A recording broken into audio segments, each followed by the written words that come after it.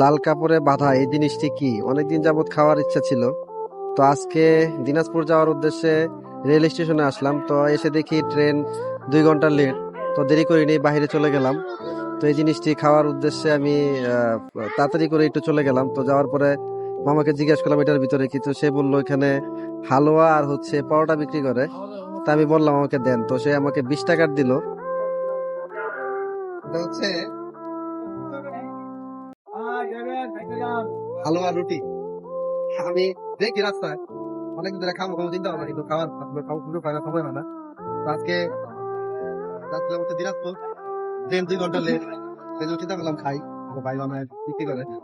ভাইয়ের বাড়ি হচ্ছে আমগুগিরা গ্রামে, বুঝলি ভাই? কাউরাই মশাখালী। ভাই বিক্রি না দিয়ে কেমন লাগে? খাবারটি ভালো লাগছে। রাস্তার খাবার দেখে যে ভালো লাগে না এরকম বিষয় না, আসলে এই খাবারটি ভালো। এই খাবারগুলো সব মানুষই খায়। আমার বন্ধু ডিম খাবে, তো চলেন আমরা ডিম খাই। তো আমার বন্ধু ডিম খাওয়া দেখে আমারও মন চাইলো আমিও একটা ডিম খাই। মানে মনে হইলো যে ডিমের ভিতরে অন্যরকম একটি মজা আছে আমার বন্ধুর খাওয়াটি দেখে। আপনারাও দেখেন। তো মামা আমারও একটি ডিম দেন।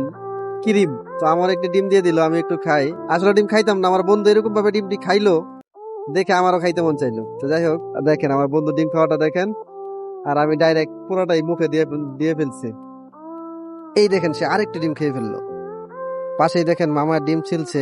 খুব অল্প সময়ে একটি ডিম ছিলা হয়ে যাচ্ছে। মনে হচ্ছে যে কয়েক সেকেন্ড মাত্র সময় লাগে। দেখেন আপনাদের একটু দেখাই।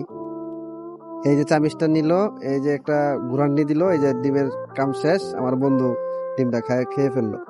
তো যাই হোক, ডিমের পাশেই হচ্ছে আলুর চপ, বেগুনি, ঝালমুড়ি, বিভিন্ন জিনিস আছে ভাজা পোড়া। তো আপনারা খেতে চাইলে খেতে পারেন, আমি খাইনি, গ্যাস্ট্রিকের প্রবলেম করবে। তো যাই হোক, আজকের ভিডিও এই পর্যন্ত। সবাই লাইক কমেন্ট শেয়ার করবেন, আমাদেরকে নতুন নতুন ভিডিও বানানোর জন্য উৎসাহ করবেন। সবাই ভালো থাকবেন। আল্লাহ হাফেজ।